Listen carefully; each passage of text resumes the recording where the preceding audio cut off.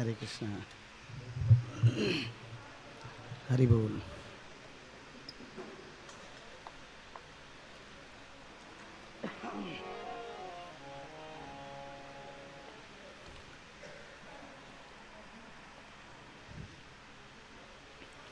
हरे कृष्णा। तो सबको भजन की कॉपी मिल गई।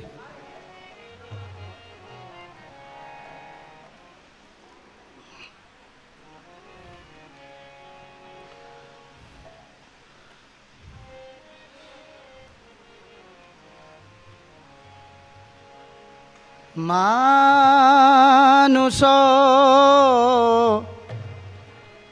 देह गेह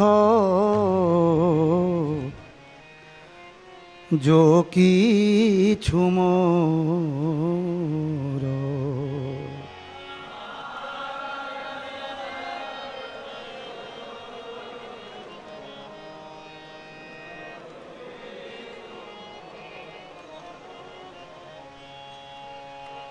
मानुष देह गेह जो किछु मोर,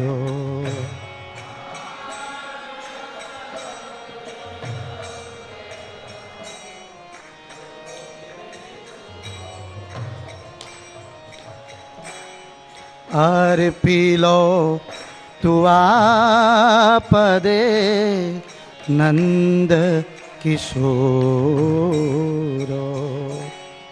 अर्पिलो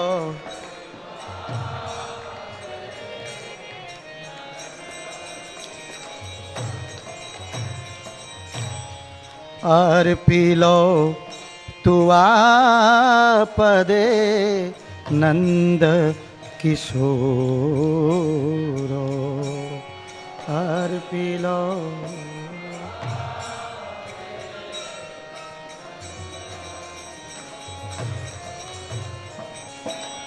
मानुष देह गेह जो किछु मोर,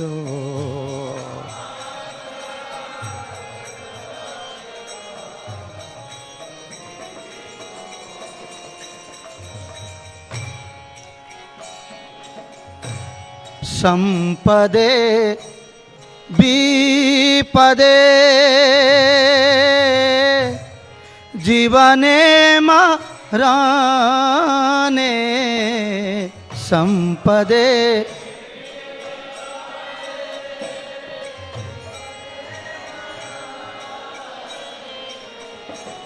संपदे विपदे जीवन मरणे,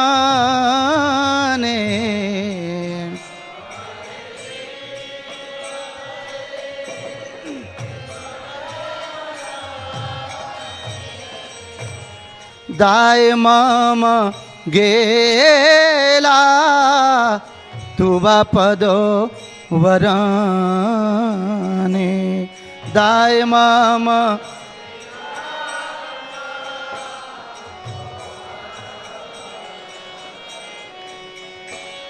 दाय मम गेला तुवा पदो वराने, दाय मम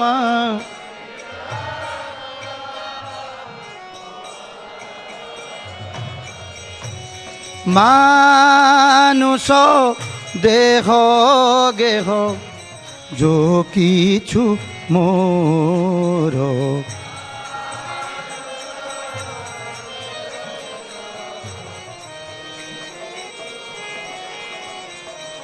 अर्पिलो तुवा पदे नंद किशोर, अर्पिलो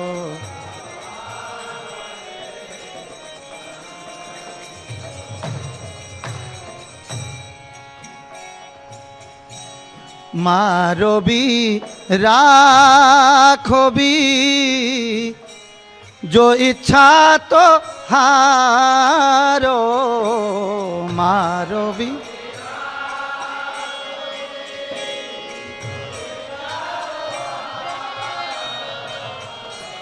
মারবি রাখবি जो इच्छा तो हारो मा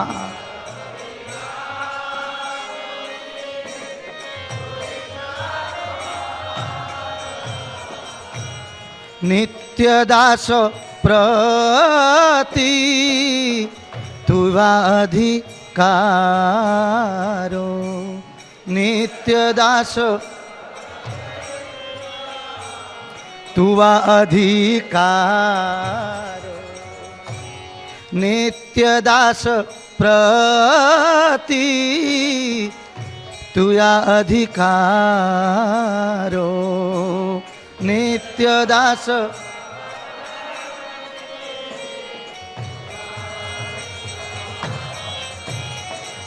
मानुषो देह गेह जो किछु मोरो अर्पिलो तुआ पदे नंद किशोर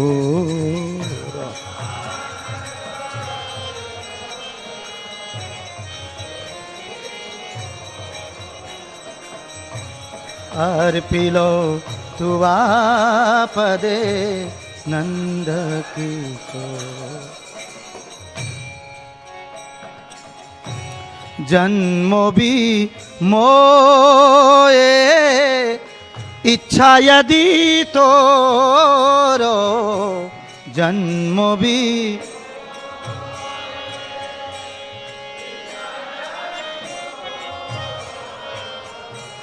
भक्त गृह जनी जन्म हऊ मोरो भक्त गृह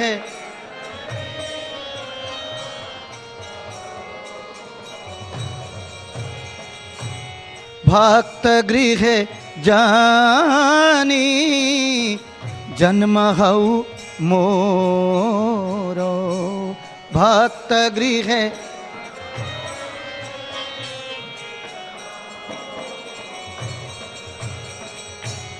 कीट जनमा हऊ यथा तुया दासो कीट जना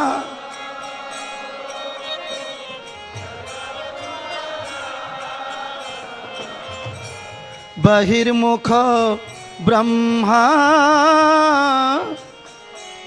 जन्मे नहीं आसो बहिर्मुख ब्रह्मा जन्मे नहीं आसो मानुषो देह गेह जो किछु मोरो अर्पिलो तुवा पदे नंद किशोर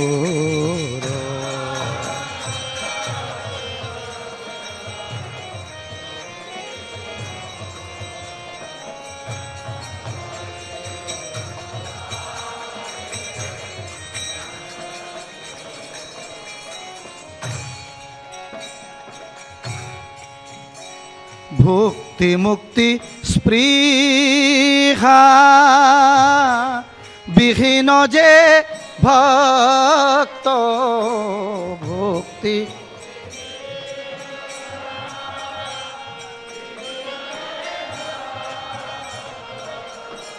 लभैते ताको संग अनुरक्तो लभैते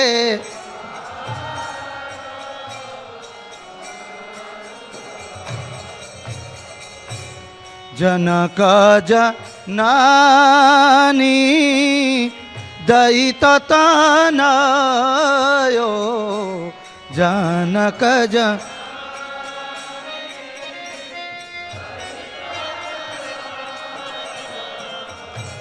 प्रभु गुरु पति तुहु सर्व मायो प्रभु गुरु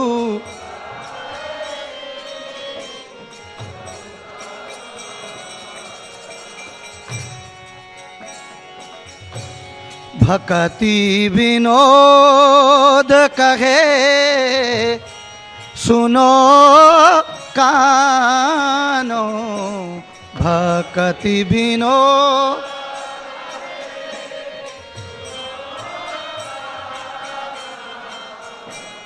भक्ति विनोद कहे सुनो कानो, नंद किशोर राधानाथ तू अमारो परानो, राधानाथ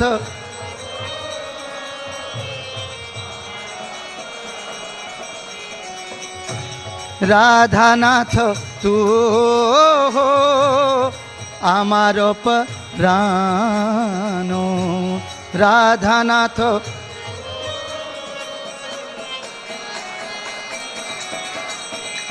मानुषो देह गेहो जो किछु मोरो, अर्पिलो तु बापदे नंद किशोरो,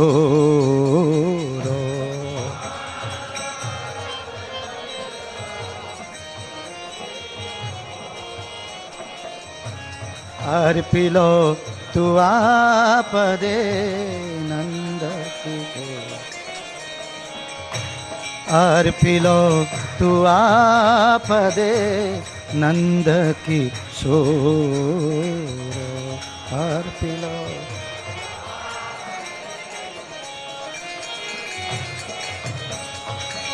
जय राधा पार्थ सारथी गौर निताय, सीताराम लक्ष्मण हनुमान की जय।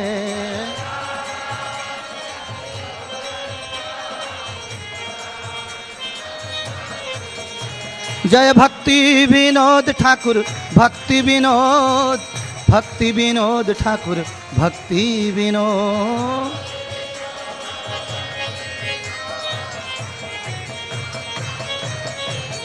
प्रभुपाद प्रभुपाद प्रभुपाद प्रभुपाद,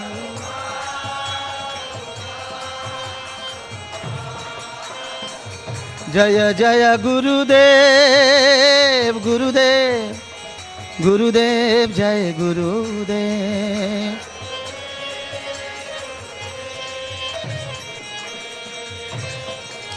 जय वैष्णव ठाकुर आमी तुमार कुकुर, वैष्णव ठाकुर आमी तुमार कुकुर।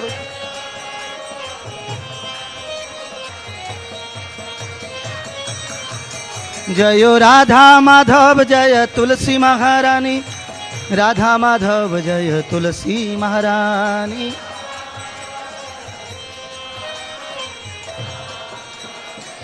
तुलसी महारानी। जय ओम विष्णुपाद परमहंस परिव्रजाचार्य अष्टोत्तर सत श्री श्री नित्य लीला प्रविष्ट अभय चरण आरविंद भक्ति वेदांत स्वामी शिल प्रभुपाद की जय। अनंत कोटि वैष्णव वृंद की जय। नामाचार्य शील हरिदास ठाकुर की जय। ग्रंथराज श्री श्रीमद्भागवत महापुराण की जय। समवेत भक्त वृंद की जय। श्री श्री तुलसी शालिग्राम जलदान महोत्सव की जय। निताई गौर प्रेमानंदे। All glories to the assembled devotees, all glories to Sri Guru and Gaurango.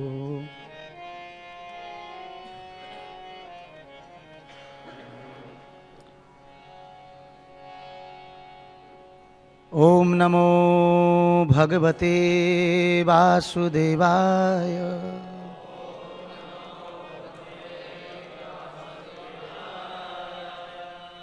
ओम नमो भगवते वासुदेवाय।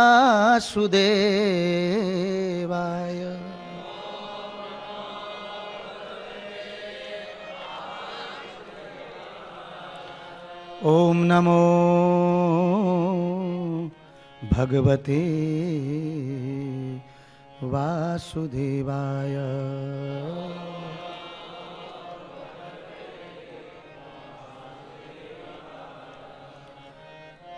ॐ अज्ञानतिमिरान्धस्य ज्ञानाञ्जनशलाकया चक्षुरुन्मिलितं येन तस्मै श्रीगुरवे नमः। गुरवे गौरचन्द्राय राधिकाय तदालये कृष्णाय कृष्णभक्ताय तद्भक्ताय नमो नमः। वृन्दाय तुलसीदेव्याय प्रियाय केशवस्य च कृष्णभक्तिप्रदे देवी सत्यवते नमो नमः। आराध्यो भगवान् ब्रजेशतनयस्तद्धामं वृन्दावनं रम्यद् काचिदुपासना ब्रजवधूवर्गेण या कल्पिता। श्रीमद्भागवत पुराण अमलं प्रेमापुमार्थो महान् श्रीचैतन्य महाप्रभु मतं इदं तत्रादरो न परः अन्यः। वाञ्छाकल्पतरुभ्यश्च कृपा सिन्धुभ्य एव च पतितानां पावनेभ्यो वैष्णवेभ्यो नमो नमः। श्री कृष्ण चैतन्य प्रभु नित्यानंद श्री अद्वैत गदाधर शिवसदि गौर भक्त वृंद की जय। हरे कृष्ण कृष्ण कृष्ण हरे हरे हरे राम राम राम हरे हरे।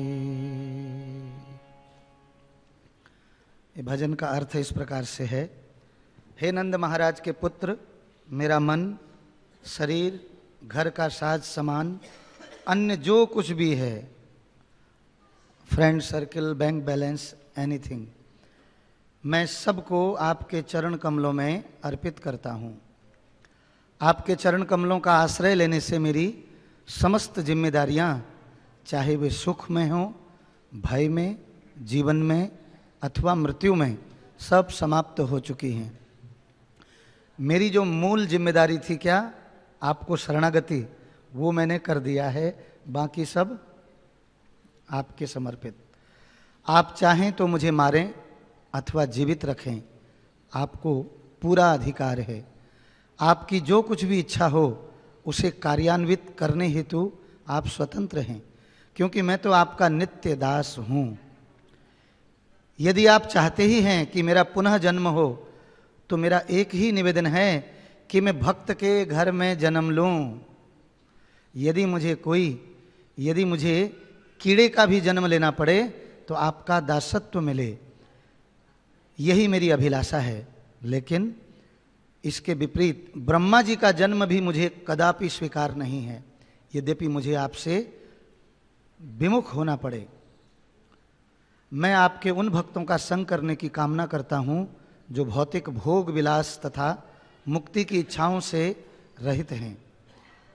आप ही मेरे माता पिता, प्रेमी, पुत्र, स्वामी, आध्यात्मिक गुरु एवं पति हैं। वस्तुतः मेरे लिए आप ही सब कुछ हैं। श्रील भक्ति विनोद ठाकुर जी कहते हैं कि हे कृष्ण, कृपया मेरी प्रार्थना सुनिए। हे राधा रानी के प्रियतम नाथ, आप मेरे जीवन एवं प्राण हैं। श्रील भक्ति विनोद ठाकुर जी की।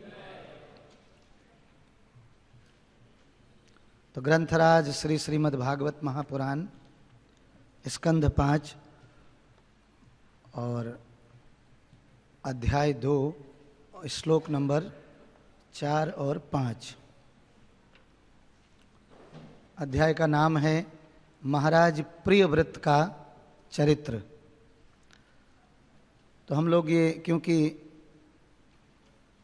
श्लोक की तरह नहीं लिखा है, पूरा पैराग्राफ की तरह लिखा है संस्कृत में, जो भी आज के वो हैं, तो एक वैसे ही दोहराते हैं। सब लोग बोलिए, कृष्णाय वासुदेवाय देवकी नंदनाय च नन्दगोपकुमाराय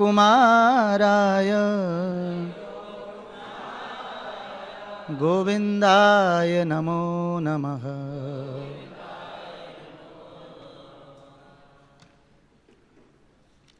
तो श्लोक नंबर 4 है। सा च तद आश्रमो उपवनम अति रमणीयम विविध निबिड़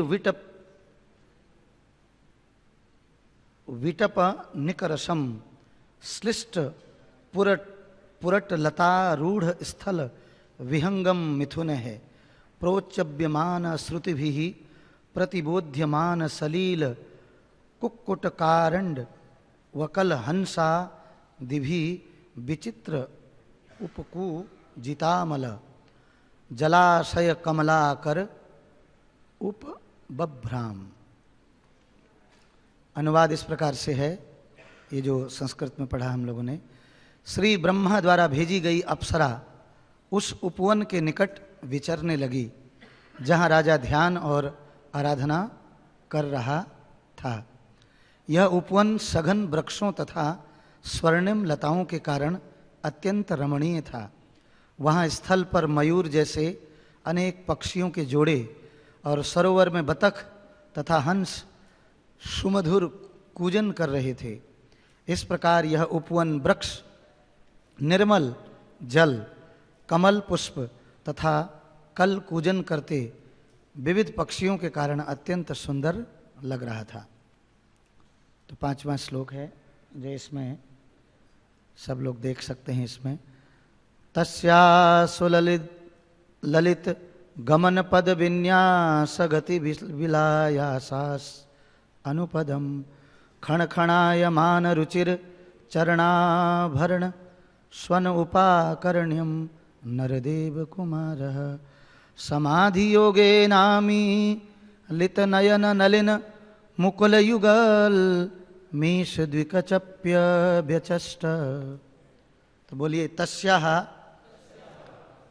उसके, सुललितः अत्यंत सुंदर, गमनः चाल, पद विन्यास चलने की शैली से, गति आगे आगे, विलासाया जिनकी लीला, च भी अनुपदम प्रत्येक पग से, खण खणायामान झंकार करते हुए, रुचिर अत्यंत मनोहर, चरण चरण आभरण चरणों के आभूषण, स्वनम ध्वनि को, उपाकर्ण्य सुनकर, नरदेव कुमार राजकुमार ने समाधि दशा योगेन इंद्रियों को नियंत्रित करके, आमीलित अध खुले, नयन नेत्र, नलिना कमल की मुकुल कलियां, युगलम एक जोड़े के समान, ईशत कुछ कुछ, विकचप्य खोलकर, व्यचष्ट देखा। अनुवाद और तात्पर्य। परम महाभागवत जगत गुरु श्रील प्रभुपाद जी के द्वारा श्रील प्रभुपाद की अनुवाद इस प्रकार से है, आप लोग पीछे से दोहराएंगे। ज्यों ही अत्यंत मनोहर गति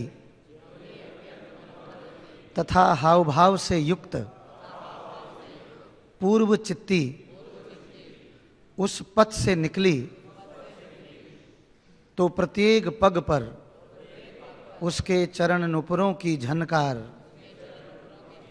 निकलने लगी। यद्यपि राजकुमार आग्नेय अधखुले नेत्रों से योग साधकर इंद्रियों को वश में कर रहे थे, किंतु अपने कमल सदृश नेत्रों से वे उसे देख सकते थे। तभी उन्हें उसके कंगन की मधुर झनकार सुनाई दी। उन्होंने अपने नेत्रों को कुछ और खोला तो देखा कि वह उनके बिल्कुल निकट थी। तो तात्पर्य है परम महाभागवत जगत गुरु श्रील प्रभुपाद जी के द्वारा श्रील प्रभुपाद की। ऐसा कहा जाता है कि योगी जन सदैव श्री भगवान का ध्यान अपने हृदयों में करते हैं, करते रहते हैं। तो हम लोग इसको समझते हुए भी आगे जाएंगे। मैं एक साथ ही नहीं पढ़ूंगा। जैसा कि यहाँ पर भागवत के 12वें स्कंद का 13वें अध्याय का पहला श्लोक, जिसमें भागवत की महिमा का वर्णन है, सूत गोस्वामी जी उसमें वर्णन कर रहे हैं। ये जो आधा श्लोक इसमें लिखा है, ध्याना अवस्थित तदगतेन मनसा पश्यन्ति यम योगिनः। इसका पहले का है, यम ब्रह्मा वरुणेन्द्र रुद्र मरुतः स्तुन्वन्ति वेद है सांग पद क्रमो उपनिषदे गायन्ति यम सामगाः। फिर ये है, ध्याना अवस्थित तदगतेन मनसा पश्यन्ति यम योगिनः। आगे है, यस्यांतम न विदु सुरा असुर गणा देवाय तस्मै नमः। यानी कि किनका, जिनका, उन परम पुरुषोत्तम भगवान को, जिनका गुणगान ब्रह्मा जी, वरुण जी और इंद्र, रुद्र और मरुतगण करते हैं, दिव्य स्तव गा करके, स्तुतियां गा करके। और कहाँ से ये गाते हैं? वेदों से, संग पद क्रमों और उपनिषदों से। उससे, उनमें से, अलग से कहीं से नहीं, तो उनमें से जिन परम पुरुषोत्तम भगवान का गुणगान करते हैं ये सभी देवी देवता मतलब। और सामवेद के गायक जो हैं, गायन्ति यम सामगाः, वो निरंतर गुणगान करते रहते हैं जिनका। यस्यांतम यस्या अंतम, जिनका ऐसे परम प्रभु का, जिनका पार कर पाना, जिनका पार पाना बहुत ही कठिन है। न विदुहु सुरा असुर गणा, देवताओं के लिए भी और असुरों के लिए भी। तो ऐसे परम पुरुषोत्तम भगवान को क्या है? मेरा नमस्कार है। तो ये यहाँ पर प्रभुपाद आधा श्लोक इसलिए कोट कर रहे हैं कि ध्याना अवस्थित तदगतेन मनसा, जो सिद्ध योगी होते हैं वो अपने हृदयांगम में, हृदय में सदा सर्वदा के लिए क्या करते हैं? भगवान का अंदर ही क्या करते हैं? दर्शन करते हैं। जैसा कि भगवत गीता में भी भगवान कहते हैं, योगिनाम अपि सर्वेषां मतगते अंतरात्मनः श्रद्धावान भजते योमा समय युक्त तमो मतः। कि असली योगी कौन है, सिद्ध योगी कौन है? योग का अर्थ या जो अपने मन से, वाणी से, कर्मों से भगवान को क्या है? जो जुड़े हैं, जिनके इंद्रियों में नियंत्रण है, ये भी कह सकते हैं, जिनके इंद्रियों में नियंत्रण है, ऐसे योगी जो सदा जो हैं अपने सदा हृदय स्फुरते, हृदय कमल, यहाँ पे हृदय में जो हैं सचिनंदनः, यानी कि भगवान का जो क्या करते हैं? स्मरण करते हैं, चिंतन करते हैं, उनको योगी कहा जाता है, परम योगी। तो यहाँ पर प्रभुपाद जी लिख रहे हैं कि विश्वमयी इंद्रियों को वश में करने वाले योगी श्री भगवान का नित्य दर्शन करते हैं। जैसा कि भगवत गीता में कहा गया है, योगियों को संप्रेक्ष नासिकाग्रम अर्थात अध खुले नेत्रों से साधना करनी चाहिए। एकदम बिल्कुल ध्याना का मतलब आंख बंद करके नहीं। क्यों ऐसा? मैं अक्सर आंख बंद कर लेता था। कितनी दफ़े, एक दफ़े क्लास में भी ऐसे आंख बंद करके सुन रहा था, तो गुरु महाराज आंखें खोलो। उनको पता था सो नहीं रहे हैं, लेकिन आंख बंद किए हैं, आंखें खोलो। तो कभी कभी अपने बड़ों की बात समझ नहीं आ पाती, ऐसा क्यों कहा? मैं तो मतलब सो थोड़ी रहा था। लेकिन बाद में जब श्लोक के पढ़ते हैं या प्रभुपाद जी का तात्पर्य, तो प्रभुपाद जी बोल रहे हैं कि अगर हम पूरी आंख बंद करेंगे तो क्या हो जाएगी? नींद आ सकती है। और ये कलयुग के योगियों के लिए बोल रहे हैं, जो हम लोग योग साधना का प्रयास कर रहे हैं, है कि नहीं? अभी प्रयास कर रहे हैं बस। तो परफेक्ट योगी नहीं है, सिद्ध योगी नहीं है। सिद्ध योगी आंख बंद करके भी, ये हो गया ना प्रभु जी? कितनी जल्दी नींद आई बताइए? सिद्धि हासिल, हम लोगों को नींद में सिद्धि हासिल है। कितनी जल्दी नींद आ सकती है इसमें हम लोग मास्टर हैं। बैठे बैठे एकदम हरि बोल सुनते सुनते, ठीक है कि नहीं। लेकिन मोबाइल खोलते वक्त कभी नींद आती है? वहां सिद्धि है वहां परम सिद्धि। फेसबुक व्हाट्सएप खोलते हैं या संसार की वार्तालाप करते हैं, है नहीं, एक दूसरे की जब निंदा करते हैं, सच बताइएगा कोई निंदा सोते हुए करता है? तो इन चीजों में सिद्धियां हासिल हैं बढ़िया से,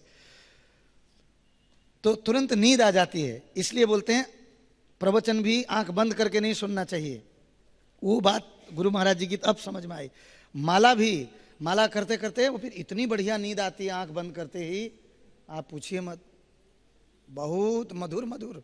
और वो नींद भी इतनी अच्छी आती है, जैसे कभी कभी लोग वो पीछे चले जाते हैं कोई डिस्टर्ब नहीं करे करके, और वहां तो फिर तो पूरा ही सो जाते हैं वो एकदम, हाँ, दोनों मुख खोल करके एकदम, ऐसा लगता है जन्मों से सोए नहीं थे, बेचारा मारा हुआ, यहीं पर असली नींद आई है उसको। होता है कि नहीं होता है? तो इसलिए प्रभुपाद जी बहुत आधुनिक आज के युग को देखते हुए, हम सबको देखते हुए, कलयुग का ये स्तर, भक्ति का स्तर को देखते हुए बोल रहे हैं कि आंखें आधी खुली होनी चाहिए कम से कम, ताकि नींद नहीं आए। तो किंतु कुछ नामधारी योगी अपने नेत्रों को बंद करके ध्यान धारण करते हैं। यह योग की फैशन परस्त विधि है। ऐसे ऐसे एकदम बिल्कुल करेंगे, ठीक है कि नहीं? बोले किस पे ध्यान लगा रहे हो? बोले अपने पे ध्यान लगा रहे हैं खुद उनकी अपनी अपनी नई नई विधियां होती हैं, क्योंकि भगवत गीता पढ़ी नहीं होती है, नए नए। और कितने लोग तो हाथों में ऐसे ऐसे बांधे रखते हैं, पता नहीं इतने मोटे मोटे रुद्राक्ष से लेके यहां वहां, क्योंकि कलयुग में केवल दिखावा ही युग रह गया है, अंदर कुछ होगा नहीं। तो उन चीजों से क्या किया जाएगा, लोगों को थोड़े बहुत आकर्षित किया जाएगा। इसीलिए जूड़े देखो एक से एक, बाप रे बाप, पूछो मत। तो महर्षि वेदव्यास जी की तरह वो तो इतने भजन में, इतना शास्त्रों के विवेचना में व्यस्त थे कि वो लोग इसको काटते ही नहीं थे। यहां तो दाढ़ी आजकल ऐसा दड़ियल फैशन निकला है, पूछो मत आप, कौन योगी है कौन नहीं है पता ही नहीं। प्रभुपाद जी ने बहुत पहले मना करके चले गए, प्रभुपाद जी को पहले से पता है, बोले सब बिल्कुल एकदम क्या करके रहना, बिल्कुल साफ, बिल्कुल एकदम तेजस्वी दिखने चाहिए एकदम बिल्कुल। पहले दाढ़ी वाले लोग होते थे तो लोग सोचते थे मुसलमान भाई लोग हैं, आजकल सभी शूद्र बन गए हैं सब एकदम। तबीयत वाला दाढ़ी बिल्कुल म्लेच्छ, और दाढ़ी में भी बोबो करती थी बोका, यहाँ से इधर वो लंबा हुआ कि वो बकरे की तरह एकदम दाढ़ी एकदम बिल्कुल नई नई टाइप के योगी।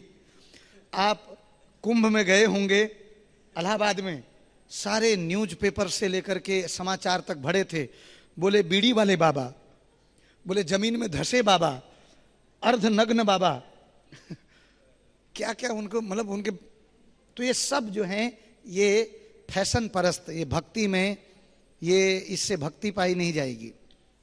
ना ही ये योग साधना है, ना उनको भक्त समझें ना योगी समझें। वो किसी भी विधि का पालन ही नहीं कर रहे हैं, वो मनमानी विधि का, मनोरथे नास्ति धावतो बही, इंद्रियों के गुलाम। तो इस प्रकार से प्रभुपाद जी बोलते हैं कि ऐसे योगी, किंतु हमने ऐसे योगियों को ध्यान के समय सोते तथा खर्राटे लेते सुना है ठीक है कि नहीं? वह योग की विधि नहीं है, ये सब मनमानियां विधि हैं। इसीलिए मेरे को बड़ा सुंदर, आज सवेरे ही एक भक्त ने बड़ा सुंदर, पता नहीं बनाया है कहाँ से ली, जो भी हो, लेकिन है बहुत अच्छा। बोलते हैं भक्ति भक्ति सब कोई कहे, पर भक्ति समझ नहीं पाए, जो वैष्णव के मुख से श्रवण करे, भक्ति समझ वही पाए।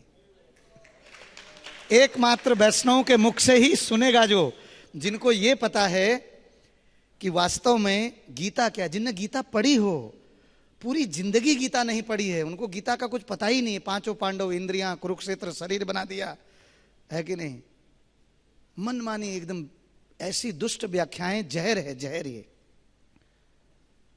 कितने लोग, जब हम लोग दीक्षा के इंटरव्यू में बोलते हैं, टीवी देखते हैं, वो तो कितने लोग तो पहले से उनके जो काउंसलर हैं वो मास्टर होते हैं, वो बोल देते हैं नहीं नहीं नहीं देखते, बोल देना वो ऐसे ही झूठ बोल देते हैं, नहीं देखते हैं। तो उनको हम लोग बोलते हैं आप बोलिए, बिल्कुल देखते हैं, झूठ बोलना ही नहीं है, हम देखते हैं। क्या देखते हैं वो भी बताइए। समाचार देखते हैं, प्रभु जी भागवत भी सुनते हैं और लोगों का इधर उधर का सब, तो किन किन का सुनते हैं। तो तब वहाँ पर हम लोग बताते हैं उनको कि जैसे बहुत बड़े पात्र में भी है कि नहीं दूध हो, दूध दिखने में तो बड़ा अच्छा है, लोग बोलेंगे कृष्ण का ही नाम ले रहे हैं, वो भी तो कितना अच्छा गाते हैं, कितना अच्छा उनका कथा का वो ढंग है, बहुत अच्छी बात है। लेकिन यदि उनको कृष्ण भगवान है पता नहीं है, वो ठीक से भागवत पढ़े भी नहीं है, तो भागवत सप्ताह कैसे कर सकते हैं। एक भागवत की भागवतिका वो तिलक भी लगाती हैं, ऐसा लगता है लोगों को वो इस्कॉन के हैं, लेकिन जब वो भागवत की व्याख्या कर रही थी जन्माधस्यतः जो प्रथम श्लोक का, तो उसमें वो बीच के जो लाइन थी उसमें बोल रही हैं कि जिसका जो इष्ट है, जिसका जो इष्ट है वही जो है उसका ही वो ध्यान करे। मैं उनका ध्यान करता हूं। अबे सब्जी मंडी है कि जिसका जो इष्ट है, किसी को परमल पसंद है, किसी को ये पसंद है, किसी को वो पसंद है, किसी को भी बना लेंगे इष्ट। उनको खुद पता नहीं है कि वहां किसके लिए कहा जा रहा है। भागवत में स्वयं वेदव्यास जी किसके लिए कह रहे हैं, ऐते चांस कला पुंसः कृष्णस्तु भगवान स्वयं। जिसको इतना ही पता नहीं वो भागवत की व्याख्या का क्या करेगा, चाहे कितना ही। उनको हिज होलिनेस नवयुगंध महाराज जी ने बुलाया था अपने पास, बुला करके बोला कि अपने बालों को, स्त्रियों को, अब तुम भागवत कह रहे हो, इतने लोगों के लिए तुम क्या हो, मार्गदर्शन कर रहे हो, तो ये अपने बालों को ही बांध लो। उनने नहीं बांधे, आज तक नहीं बांधे, खुले हैं एकदम बिल्कुल। क्योंकि लावण्यम केश धारणम, कलयुग में जो है केश को दिखाने का भी एक वो भी हो जाएगा फैशन, तरह तरह के। वो बीच में यहाँ से जैसे चूहे ने कट कर दिया हो, ठीक है कि नहीं, वो बीच में सफेद सफेद रख देंगे इधर, वो है ना, इधर से छिल देंगे। और कुछ लोग तो ऐसा कटिंग होता है जैसे सुअर कटिंग होती है पूरी पूरी। और सच में, क्योंकि लोगों की मेंटेलिटी ऐसी हो चुकी है, पिग स्टाइल बोलते हैं वो। आपको पता है, ऐसे उठे हुए कहां से कहां, ऐसा लगेगा बेटा अभी सो के उठ के आए हो क्या, बाल संवारे नहीं है आपने। पैंट फाड़ करके रख देंगे 6000 की पैंट को, क्योंकि फटी बुद्धि है कि नहीं। और उनको तारीफ भी फटे हुए लोग ही करते हैं, वो जिनकी बुद्धि भी वैसी है, फटी हुई जैसी बिल्कुल, तो उनको बड़ा खुशी महसूस होती है एकदम बिल्कुल, है नहीं। इधर से फटा हुआ, इधर से जांग दिख रही है, उधर से जंगिया दिख रहा है, कोई मतलब नहीं। कहां पर पैंट पता चला कब नीचे आ जाए पता ही नहीं है। क्या पहनावा है देखिए, उसका ढंग ही खत्म हो गया पूरा पूरा। और इसको मानते हम फैशन है। ये फैशन नहीं, ये पागलपन है, दौरा पड़ गया, बढ़िया वाला दौरा पड़ गया है ना। ऐसे ऐसे इस टाइप के फैशन है। तो इसी प्रकार भक्ति में भी आडंबर आ जाएगा, कुकुर मुत्ते की तरह। कुकुर मुत्ता मशरूम जगह जगह उग जाता है, फफूंदी बोलते हैं उसको, फफूंदी। उसकी सब्जी बना के खाएंगे उगा उगा करके। फफूंदी को कोई खाता है पहले बताइए? किसी का पस ये निकल जाए, पीप निकल जाए। अब पीप किसी चीज में यूज होने वाला है? एक कलयुग देखो, प्रभु जी भगवान को भोग लगा के खाते हैं। मैंने कहा वेरी गुड, मशरूम को भोग लगाओ तुम। तो कुकुर मुत्ते की तरह नए नए धर्म ये सब निकल के आ जाएंगे, सब नए नए चीजें। ये कलयुग है। तो ये योग की विधियां नहीं है सब। वास्तविक योग साधने के लिए नेत्रों को अध खुला रखते हुए नासिका के अगले भाग को देखना चाहिए ऐसे। तो हम लोगों को ये भी करने की जरूरत नहीं है। इतनी सरल विधि, इतनी सरल विधि, ठीक है कि नहीं? वो क्या है? वो ज्ञानी गोता खाए, भोले भाले भक्त को शीघ्र प्रभु मिल जाए। चतुराई चौपट करे। ये दुनिया के इतने सारी विधियां हैं, लेकिन भक्ति की विधि बड़ी सरल है। केवल बैठ करके, कुछ मिलाना नहीं, कोई सामग्री खरीदनी नहीं है। केवल हरे कृष्ण कृष्ण कृष्ण हरे हरे, हरे राम राम राम हरे हरे।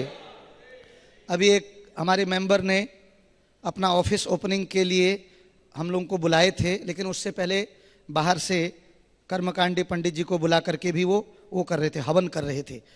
उस ऑफिस में बैठना मुश्किल हो गया, सांस घुट गई, क्योंकि एग्जास्ट था नहीं ऐसा, और वो 1.5 घंटे तक हवा ही नहीं निकली। तो हम लोग उसके बीच में ही बस हरे कृष्ण महामंत्र गाते रहे। लास्ट में मैंने बोला, सच बताइए कैसा लगा आप सबको? बोले दम घुट गया था प्रभु जी, तो इसलिए मैंने कहा हरे कृष्ण महामंत्र जपो बस। ये शुद्धिकरण का सबसे बढ़िया, कलयुग में ये यज्ञ सब मना है, 5 चीजें वर्जित है इस ढंग से यज्ञ, इस प्रकार के यज्ञ करना, केवल संकीर्तन यज्ञ बस। और जो बुद्धिमान लोग हैं वो इस संकीर्तन यज्ञ में भाग लेंगे। तो आप ही वास्तव में वो सारे बुद्धिमान हैं जो यहाँ बैठ करके क्या करते हैं? बोलिए, हरे कृष्ण महामंत्र का जप करते हैं। हरे कृष्णा कृष्ण कृष्ण हरे हरे, हरे राम राम राम हरे हरे। ये इंद्रियों को हमारे बस में कर लेगा सब कुछ, क्योंकि ये महामंत्र जो है ये प्रेम नाम है। क्योंकि गोलोक वृंदावन में भी श्रीमती राधा रानी इसी महामंत्र का जप कर रही हैं, करती हैं। तो महाप्रभु ने इसीलिए ये हरे कृष्ण इति षोडशकम नाम नाम कली कलमस्नासनम, यही योग की विधि है, यही जुड़ना। भगवान जिह्वा से जोड़ करके कृष्ण प्रसाद और कृष्ण नाम लेकर के भक्त अपनी इंद्रियों को जीत लेते हैं। जो लोग ठीक से भोग नहीं लगाते हैं, ठीक से जप नहीं करते हैं, वो गिर सकते हैं। लेकिन जो इसको बहुत ध्यान से इन 2 चीजों को, इन विधियों को ही पालन करते हैं, उनकी इंद्रियां जो है बिल्कुल शुद्ध हो जाती हैं। दुर्दांत इंद्रिय नहीं रहती उनकी, वो इंद्रियां जो हैं डसने वाली नहीं रहती हैं, फिर उनका जहर जो है खत्म हो जाता है। तो यहां पर प्रियव्रत, राजा प्रियव्रत थे, उनके 10 पुत्र थे, एक रानी से, दूसरी रानी से 3 पुत्र। तो जो 10 पुत्रों में से पहले पुत्र थे आग्निद। तो प्रियव्रत जो हैं उन्होंने भगवान के धाम वापस चले गए और राजपाट जो हैं देके गए, किनको? आग्नेय जी को देके गए। और ये राज्य करते हुए बहुत ही सुंदर, आपने पीछे देखा होगा कैसे ये अपने सभी जितने भी राज्य के नागरिक थे उन सबको भक्ति में इन्होंने संलग्न किया था। पूरा धर्म के हिसाब से सबके लिए आदेश था, सभी धार्मिक थे और उनके लिए धार्मिक सुविधाएं थी, कैसे वो भजन कर सकते हैं, कैसे प्रभु का स्मरण कर सकते हैं। तो बहुत सुंदर वर्णन है। तो एक बार इनको जो है इच्छा हुई पुत्र प्राप्ति की, क्योंकि इनका मन था पितरलोक जाने की इच्छा हुई। तो पितरलोक जाने के लिए प्रभुपाद जी बोलते हैं कि पितरलोक में तभी रह सकते हो आप, वहाँ का पास क्या है, जब आप ऐसे पुत्र को प्राप्त करो, मतलब पुत्र प्राप्ति होनी चाहिए जो आपके लिए बाद में फिर पिंड क्या करे, पिंड भी दान देते रहे। जब तक वो देते रहेगा तब तक आप पितरलोक में रहोगे। तो इनका उद्देश्य इस प्रकार से, क्योंकि अलग अलग संघ से जो है अलग अलग इच्छाएं जागती हैं, तो इनके इस प्रकार की इच्छा जागी। तो इनने विवाह करना जो है, विवाह करने की सोची। तो जब भी कोई भक्त भक्ति करता है और उसके मन में 10 साल के बाद, 15 साल के बाद या 20 साल के बाद कभी कभी कुछ इच्छाएं बलवती हो जाती हैं, तो भगवान उसको बहुत अच्छे से पूरा करते हैं। फिर इनके पिता के लिए तो स्वयं, तब भी ब्रह्मा जी आए थे, भगवान भी ऊपर से उतर करके आए थे, उनकी भी इच्छा थी। और स्वयं कन्या को, स्वयंभू मनु की कन्या दी थी। और यहां पर भी ब्रह्मा जी जो हैं किनको भेज रहे हैं? अपना नहीं आ रहे हैं, लेकिन किसको भेज रहे हैं? अप्सरा को भेज रहे हैं, जो स्वर्ग की सबसे सुंदर, और जिनका नाम था पूर्व चित्ती। तो उनको जो है वहां उन्होंने भेजा, क्योंकि इनकी इच्छा योग साधना करते वक्त जो है इनकी इच्छा ऐसी हुई। तो इसलिए प्रभुपाद जी एक स्टोरी बताते थे कि योग साधना करते वक्त, भजन करते वक्त, माला करते वक्त, जब हम माला करते हैं, हरिनाम जपते हैं, तो हमें बहुत ही सावधान रहना चाहिए कि किस वक्त कैसी इच्छा आ जाए। और नाम चिंतामणि श्री कृष्ण चैतन्य रस विग्रह पूर्ण शुद्धो नित्य मुक्तो अभिनत्वाम नाम नामिनम, कि ये तो चिंतामणि ऐसा है, चिंतन करने मात्र से सभी इच्छाओं को पूरा कर देता है। तो नाम जपते वक्त जो है भौतिक इच्छाएं अगर आएंगी तो पहले भौतिक इच्छाएं पूरी होंगी और पता नहीं उसमें कितना जन्म लग जाए, तो इसलिए नाम जपते वक्त कम से कम नाम को तो सुने, कम से कम नाम सुने। क्योंकि अनेक लोग नाम जपते वक्त भी वो सोचते हैं हम लीलाओं का चिंतन करें, इसका चिंतन करें, फिर वो निद्रा लीला में चले जाते हैं, और उसके बाद फिर शयन लीला में चले जाते हैं, उसके बाद विवाह लीला में फिर हो जाते हैं, फिर पता नहीं दूसरी एटसेट्रा एटसेट्रा नाना प्रकार की लीलाएं, फिर जो है भौतिक जीवन की दूसरी लीलाएं शुरू हो जाती हैं, है कि नहीं। तो ये महामंत्र कहाँ कहाँ तक ले जा सकता है, अमेरिका तक भी बहुत अच्छे से ले जाएगा ये। क्योंकि आप जप करते वक्त आपकी इच्छा क्या हो रही है, मैं इनके जैसा बनूं, मैं आकाश इनके जैसा होता, मैं भी एक दफे होता, वो सारी इच्छाएं पूरी कर देगा नाम। तो खतरनाक है ये, तो बहुत ही सोच समझ करके ये नाम जप के, इसीलिए बहुत मुश्किल है नाम जपते वक्त जो है केवल भगवान का चिंतन कर पाना, है कि नहीं। तो यहां पर यही बात बता रहे हैं कि योग किस प्रकार से प्रियव्रत के पुत्र आग्निद अपनी इंद्रियों को वश में करने के लिए योगाभ्यास कर रहे थे, किंतु पूर्व चित्ती के नुपुरों की झनकार से उनका ध्यान टूट गया। योग इंद्रिय संयम, वास्तविक योग का अर्थ है इंद्रियों का नियंत्रण। मनुष्य को इंद्रियों को वश में करने के लिए योगाभ्यास करना चाहिए, किंतु भक्त अपनी शुद्ध इंद्रियों से ईश्वर की सेवा में तत्पर रहता है, अतः उसका ध्यान भंग नहीं होता। ऋषिकेश ऋषिकेण ऋषिकेश सेवनम भक्तिर उच्यते। अपनी सारी इंद्रियों को इंद्रियों के स्वामी में लगा देता है। कैसे? महाराज अम्बरीश की तरह। सबे मनः कृष्ण पदार बिंदयो हरे वांचांसी वैकुंठ गुणानुवर्णने।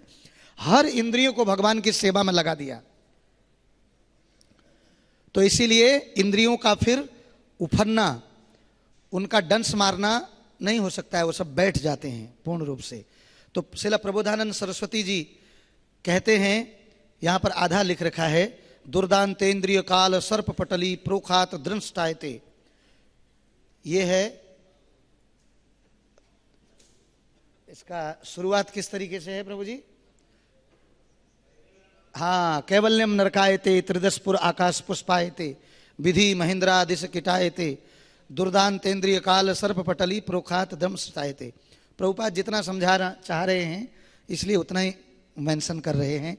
निसंदेह योगाभ्यास उपयोगी है, क्योंकि इससे विषधर तुल्य इंद्रियां वशीभूत होती हैं, किंतु जब कोई अपनी समस्त इंद्रियों को ईश्वर की सेवा में लगाकर भक्ति करता है तो इंद्रियों का विषैलापन दूर हो जाता है। यह व्याख्या की जाती है कि सर्प से उसके विष दंतों के कारण डरा जाता है, किंतु यदि उसके दांतों को तोड़ मोड़ दिया जाए तो सर्प भले ही डरावना लगे किंतु घातक नहीं होता है। अतः भक्तों के समक्ष भले ही हाव भाव या सुललित गति करने वाली सैकड़ों हजारों सुंदरियां क्यों ना उपस्थित हो जाएं, वे मोहित नहीं होते, जबकि सामान्य योगी ऐसी सुंदरियों से भ्रष्ट हो जाते हैं। और कलयुग के जोगी, कलयुग के साधु बता रखा है ना, वो चैतन्य चरितामृत में बताएंगे कि दारूर प्रकृतिर करेर मुनिर हरेर मन, कि लकड़ी की बनी हुई स्त्री भी जो है बड़े बड़े मुनियों का मन हरण कर लेगी, कमंडलू छोड़ के भागेंगे। तो कल इतना जो है वो है। एक दफे जैमिनी ऋषि जी व्यासदेव जी के पास गए और बोले, आपने शास्त्रों में इतना सारा इंद्रियों के बारे में और ये सब कंट्रोल करना बड़ा मुश्किल है, मन को संयम करना मुश्किल है, ब्रह्मचर्य, इतना कुछ इतना कठोरता से लिखा है, ऐसा नहीं है, मेरा तो मन बिल्कुल वश में है। वो बोलने लगे, कभी कभी ऐसे भी अहंकार आ जाते हैं, क्या ये वही 4 नियम वाले प्रवचन हो रहे हैं। ऐसे भी बहुत सारे भक्त लोग बड़े बड़े टाइप के, यहाँ तो इस प्रकार का बोला जाता है, तो उनको बोला जाता है अभी तुम इसी स्थिति में हो, क्या करें। तो वो भी अहंकार में जो है ऐसे व्यासदेव जी से बोलते हैं, मैं नहीं मानता ये सब ऐसा होता है, मैं तो बिल्कुल इस बात को उतना जो है सीरियसली नहीं लेता। तो उन्होंने बोला ठीक है कोई बात नहीं। 2-4 दिन के बाद एक सुंदर कन्या जो है जैमिनी ऋषि जी के आश्रम में गई, बोले मैं आपको गुरु बनाना चाहती हूँ, ठीक है कि नहीं। तो हुआ क्या, उन्होंने भी बोला ठीक है कोई बात नहीं, हम तो जितेंद्रिय हैं, बिल्कुल हम आपको शिष्या बनाएंगे। और शिक्षा देने लगे, कथा कीर्तन होने लगा, सुनते थे सब, चले जाते थे। और एक दफे क्या हुआ, इन्होंने ये शिक्षा दी थी कि देखो कि रात में ये कहीं जाने वाले थे और इनने उनको बोला था कि देखो तुम रात में कोई भी खटखटाए या कुछ भी करे तो तुम जो है खोलना नहीं, ये झोपड़ी को दरवाज़ा खोलना नहीं बिल्कुल भी, यहाँ तक कि मैं भी अगर आकर के रात में जो है अंदर प्रवेश करने के लिए बोलूं तो नहीं करने देना। बिल्कुल ठीक है। तो हुआ क्या, ये गए थे लेकिन रात्रि में अपने जहाँ पर ये शयन कर रहे थे, इनको इतना चिंतन हुआ उसी युवती का, इतना चिंतन हुआ कि ये दौड़ करके कामुक होकर के उस जगह पर आए और जोर जोर से पीटने लगे, खटखटाने लगे। खटखटाते हुए क्या किए, खोलने के लिए बोले मैं बोल रहा हूँ। उनने बोला आप ही ने तो मना किया था। बोले मैं तुम्हारा गुरु हूँ, तुम गुरु बनाने के लिए तो इसको खोलो दरवाज़ा। बोले नहीं मैं अब नहीं खोलूँगी। तो ये इतने कामुक थे कि ऊपर गए, घास फूस को हटा करके सीधे वहाँ से नीचे आए और उस युवती को क्या किए, गले लगाया। गले लगाते ही व्यासदेव जी प्रकट हो गए, युवती से व्यासदेव जी बन गए। बोले क्यों, कंट्रोल हो गया? तुम तो बोलते थे मेरा मन बड़ा कंट्रोल है, शास्त्रों में ऐसे ही लिख दिया आपने सारा। ये बोलते आहा। तब वो समझ पाए कि कैसे, देखो कभी कभी इस प्रकार से हमें भक्तों के अंडर में रह करके आश्रय लेकर के भजन करेंगे तो भक्त लोग, अगर अपने से बड़े भक्त हमें डांटें, हमें बोलना चाहिए कि मेरा नसीब है कि आपने हमें, मतलब मुझे उस लायक तो समझा कि आप कम से कम मुझे डांट रहे हैं। ये प्रेम है आपका, मुझे डांट नहीं रहे हैं, ये आपका आशीर्वाद है। आजकल तो डांटना तो दूर, किसी को थोड़ा सा कुछ बोल दो ऐसे, आपको क्या प्रॉब्लम है, आपका तो कुछ नहीं कर रहा हूं मैं जाऊंगा नरक, आपको क्या प्रॉब्लम है। मतलब भाषा ऐसी हो गई है, पूछिए मत। मेरे को बड़ा सुंदर प्रसंग, प्रभु जी ने एक प्रसंग लिखा है गीता के दूसरे स्कंद के 3-4 श्लोक में कि एक दफे दुर्वासा मुनि भगवान श्री कृष्ण के यहाँ गए द्वारका में, और वहाँ गए और जितनी भी उनका बड़ा स्वागत हुआ, बहुत सारी युवतियों ने उनका स्वागत किया, बहुत सज धज के उनका सेवा किया। तो उनने क्या किया, उसी वक्त क्रोध से उनको भस्म कर दिया, बहुत सारे बिछोने उछोने सब भस्म कर दिए। और फिर बोलते हैं कृष्ण को खीर बनाओ मेरे लिए। अब कृष्ण बनाएंगे खीर, खीर बनाई, खीर लाओ, खीर खाई और खाने के बाद उसमें छोड़ दिया कुछ, बोले अपने अंगों में इसको जो है लेपो। अब भगवान अपने अंगों में लगा रहे हैं, मुंह में लगा रहे हैं, इधर लगा रहे हैं, उधर लगा रहे हैं। बोलते हैं अब रुक्मणी जी के भी लगाओ। दूसरा बोलता है साधु है क्या है, इसको भगाओ यहाँ से। बोले क्या पागल हो गया, पहले जला दिया उसके बाद अब अंगों में लगाओ। लेकिन भगवान आदर्श गृहस्थ का कि कैसे साधु का सम्मान करना चाहिए। इसके इतना ही नहीं, आगे बोलते हैं अब मेरा तुरंत वहां से बाहर निकलने लगे। तो भगवान बोलते कहाँ जा रहे हैं आप? बोलते हैं मेरे को घूमने का मन कर रहा है, लेकिन ऐसे नहीं घूमूंगा मैं, घोड़ों को हटा दो, रुक्मणी को उसमें जोतो। रुक्मणी जी को, माता रुक्मणी को भगवान ने लगा दिया, पत्नी को सेवा में लगा दिया। और जब रुक्मणी जी थोड़ा धीरे धीरे चल रही थी, बोले कोड़ों से मारो। भगवान को बोला इनको कोड़ों से मारो, और माता रुक्मणी को कोड़ों से मारा जा रहा है। तो भगवान वहां पर सेवा से बिल्कुल भी टच से मस नहीं हुए। और फिर एक दफे थोड़ा रुक गई तो फिर कोड़े से मारा, फिर उठे। तो इतना करने के बाद तब दुर्वासा मुनि जो हैं फिर बोलते हैं मैं तुमसे बहुत प्रसन्न हूँ, तुमने जो है ये सेवा जो है पूर्ण रूप से मेरे को प्रसन्न किया, मैं तुमको आशीर्वाद देता हूँ कि तुम्हारा यश बना रहे। अब देखो भगवान भी बिल्कुल हाथ जोड़ करके क्या कर रहे हैं, आशीर्वाद ले रहे हैं, जो सारे आशीर्वादों को देने वाले हैं। इसी को ये है असली योगी, भगवान योगियों के स्वामी हैं। जब भृगु जी ने लात मारी तो भगवान क्या बोले कि आपकी वज्र जैसी, मेरी वज्र जैसी कठोर छाती और आपका गुलाब जैसे एक कोमल चरण कमल, इसको वो तो नहीं हुआ, इसको दर्द तो नहीं हुआ ना? बोले यही प्रभु हो सकते हैं। कितना जितेंद्रिय। हम लोग तो बोलेंगे साधु नहीं, इसको पीटो। हम लोग तो थोड़ी सी बात में पता नहीं क्या क्या किसके लिए स्टेटमेंट दाग देते हैं, लंबी चौड़ी, जो हमारी औकात भी नहीं उससे बाहर बोल देते हैं, किसके लिए क्या बोल देते हैं। लेकिन भगवान वहां पर जो है कैसी सेवा कर, मतलब क्या दिखाया स्टैंडर्ड उन्होंने, उसके बाद भी उफ नहीं करी। तो जब तक जिसको सहना आया उसको रहना आया, जो सहन नहीं कर सकता है ताम तितिक्षव भारत, वो व्यक्ति भजन नहीं कर सकता है, वो भजन बहुत ज्यादा दिन टिक नहीं सकता है, टिके नहीं रह सकता है, बहुत कुछ सहना पड़ेगा, मार भी, कोई मार भी सकता है बहुत कुछ, तो तब जाके भजन हो पाता है। तो इस प्रकार से ये महामाया का कोई भरोसा नहीं, महामाया ठगनी मई जानी, त्रिगुण फांस लिए कर डोलती और बोलती मधुर बाणी। तो बताया गया यहां तक कि सिद्ध योगी विश्वामित्र ने मेनका से संभोग करने के लिए अपना योग भंग किया और उनसे शकुंतला उत्पन्न हुई। अतः योग इंद्रियों को बस में करने में पूर्ण समर्थ नहीं है। दूसरा उदाहरण आग्नीत का है, जिनका ध्यान पूर्व चित्ती नामक अप्सरा के नुपुरों की मधुर झनकार से उसी तरह टूट गया जिस तरह विश्वामित्र का ध्यान मेनका की चूड़ियों की खनक से टूट गया। राजकुमार स्वयं अत्यंत सुंदर था, उसके नेत्र कमल की कली के समान थे। ज्यों ही उसने अपने कमल नेत्र खोले, देखा कि अप्सरा उसके पार्श्व में उपस्थित है। यही है ध्याना अवस्थित तदगतिन। हम ध्यान किसका लगा रहे हैं, वो सामने बोलो। तो ये महामंत्र भी हमको, जिसका मोबाइल ध्यानम, एक ने मोबाइल प्रार्थना बना रखी, मेरे पास भी है नहीं, आपको सुनाएंगे, तो आप उसको सुनते सुनते अद्भुत, आप हंसते रह जाओगे, ऐसी प्रार्थना है। वो जप के समय में जप की थैली में मोबाइल ही रखा हुआ है अंदर, बस जप माला है ही नहीं। तो बता रखा है कि बड़े बड़े ध्यानी भी, क्योंकि संसार में अगर सबसे माया की सबसे बड़ी प्रतिनिधि कोई है तो भगवान ने वो जीव को स्त्री शरीर दिया है। कैसे हम भगवान को भूलेंगे, इसलिए स्त्री तबीयत से भूलेंगे, स्त्री पुरुष दो शरीर दे दिए, अब भूलो बढ़िया से मुझको। तो इसीलिए तीसरे स्कंद में कपिल देव जी देवहूति माता को बता भी रहे हैं कि शरद पदोत्सवम वक्त्रम वचनस्य श्रवणा अमृतम, कि स्त्रियों का मुखमंडल कैसा लगता है, बोले जैसे शरद ऋतु में कमल खिल गया हो,